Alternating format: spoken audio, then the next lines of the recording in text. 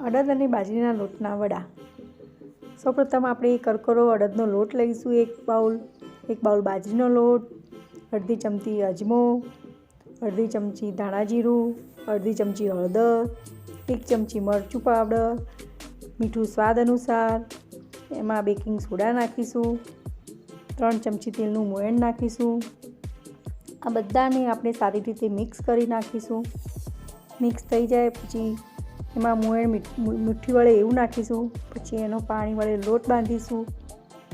લોટ થોડો કઠણ રાખવાનો, જેથી આપણે વડા દબાવવામાં આપણને તકલીફ ન પડે। લોટને થોડી વાર બાંધીને આપણે 10 મિનિટ માટે રેસ્ટ આપીશું। આપણો લોટ સરસ બંધાઈ જાય। ન રોટલી કરતાં થોડો કાઠો રાખવાનો લોટ, જેથી આપણને વડા દબાવવામાં આસાની પડે। હવે આપણો લોટ બંધાઈને રેડી થઈ ગયો છે। હવે આપણે એક કાપડ ઉપર હથેળી વડે વડા થેપીશું। પાણીવાળો હાથ કરતા જઈશું ને આપણે વડા થેપતા જઈશું। બધા વડા થેપાઈ જાય એટલે થોડા એને સુકાવા દઈશું।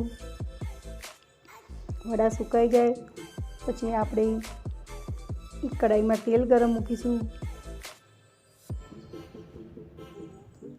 તેલ ગરમ થઈ જાય એટલે આપણે વડા બધા તળી લઈશું। સુકાયેલા વડા હશે જલ્દી તળાઈ જશે।